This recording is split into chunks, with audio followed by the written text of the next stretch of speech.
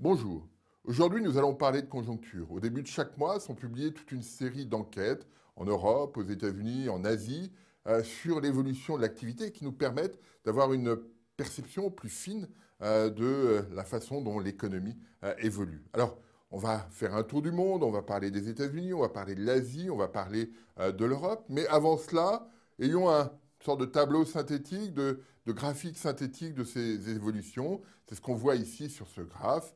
J'ai mis toute une série de pays, les États-Unis, la zone euro, le Royaume-Uni, le Japon, les BRIC, Brésil, Russie, Inde et Chine. Voilà, on a tout ça sur ce graphique. La lecture en est toujours très simple. Au-dessus de 50, l'activité s'améliore. En dessous de 50, elle se détériore. Ce qu'on observe, c'est que sur la partie gauche du graphique, fin 2009, début 2010, la plupart des indicateurs étaient aux alentours de 55. L'activité était plutôt bonne à cette époque-là. Aujourd'hui, on est plutôt autour de 50. Ça veut dire que l'activité globale, si on regarde la moyenne, évolue assez peu. On n'est pas sur une dynamique très, très robuste. Alors, on a des États-Unis qui sont un petit peu au-dessus, mais avec un indicateur qui s'infléchit de façon assez significative, un indicateur ISM, qui est le grand indicateur de conjoncture américain, qui s'infléchit de manière significative. On y reviendra tout à l'heure.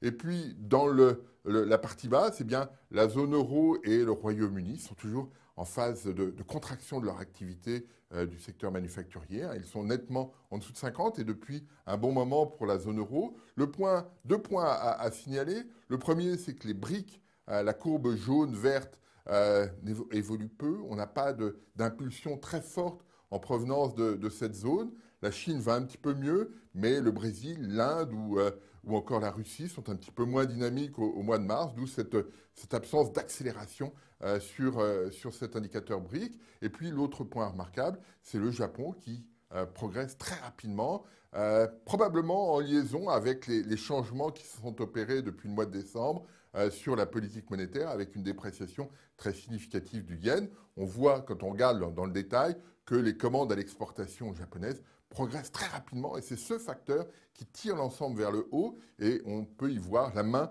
si je puis dire, de M. Abe, le nouveau Premier ministre, qui a changé, modifié en profondeur l'orientation de la politique monétaire qui s'est traduite par une dépréciation de près de 25% de la monnaie japonaise par rapport au dollar. Donc voilà, ça c'est l'indicateur synthétique, l'ensemble, le tableau synthétique, si je puis dire. Regardons maintenant par grande zone. Commençons par l'Asie.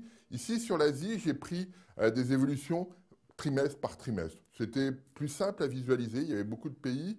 Et quand on regarde ce graphique, eh bien, on s'aperçoit que sur la partie gauche, les indicateurs chinois, il y a deux indicateurs chinois, un pour le secteur privé, c'est le Chine Market, et un pour le secteur public, les grandes entreprises, c'est le Chine indicateur officiel. Mais ces deux éléments progressent de façon très significative. On a eu un point bas à l'été 2012, mais on voit que depuis cette période, il y a une amélioration très significative et les chiffres du mois de mars étaient plutôt bons, même s'ils étaient un petit peu moins forts que les attentes. Mais ce qui va nous intéresser ici, c'est l'effet de diffusion qu'il y a sur des pays comme Taïwan, comme la Corée ou même comme le Japon, où on voit que la situation, là, s'améliore de façon significative. Alors, si on voulait rentrer dans le détail, on pourrait montrer que l'impulsion chinoise a un impact sur les autres pays.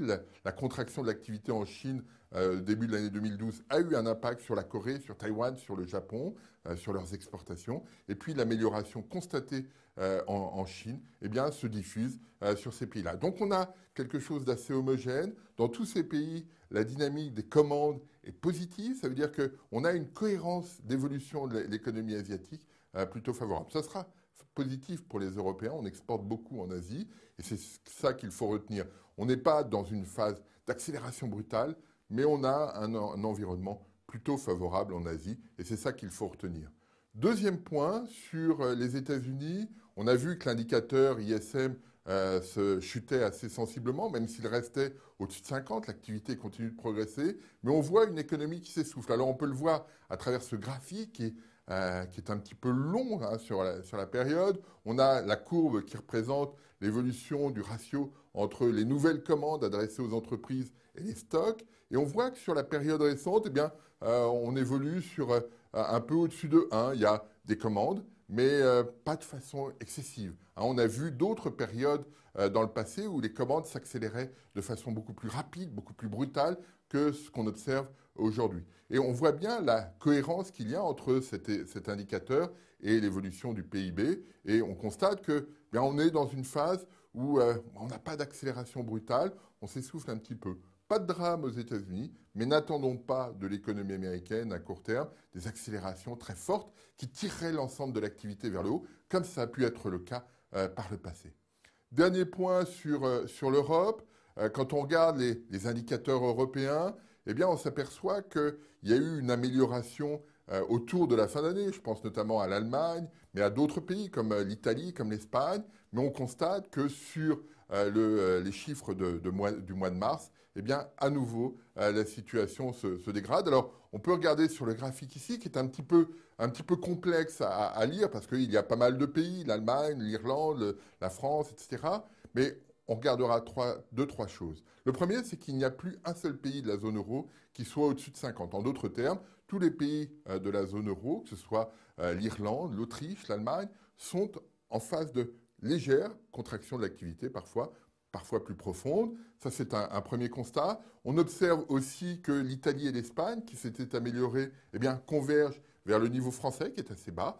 Et donc, on a un environnement qui reste très préoccupant. Et ce qui nous préoccupe le plus quand on regarde la zone euro, c'est que la dynamique des commandes, qui s'était un peu améliorée sous l'impulsion de l'Allemagne, eh bien, s'inverse à nouveau. C'est ce qu'on voit sur ce graphique ici. Vous avez le ratio des nouvelles commandes sur stock, un peu la même chose qu'aux États-Unis, mais au lieu de regarder le PIB, on regarde l'évolution de la production industrielle en variation sur 3 mois. Ce sont les bâtonnets bleus sur le graphique. On voit qu'il y a une très grande cohérence entre les deux indicateurs.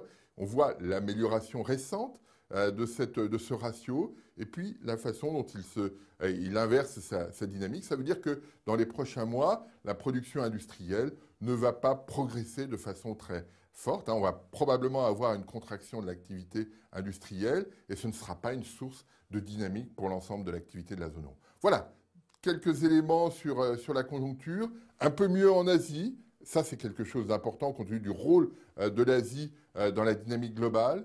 Un essoufflement aux États-Unis, mais sans rupture, mais pas d'accélération brutale. Et puis toujours une situation préoccupante en Europe, en zone euro, même au Royaume-Uni. On a une dynamique qui tarde à retrouver de l'allant. Et comme les deux autres régions ne tirent pas cette économie européenne vers le haut, eh bien, il va falloir qu'on trouve en nous-mêmes des solutions. Ça va être ça l'enjeu de 2013 et probablement de 2014 et de 2015.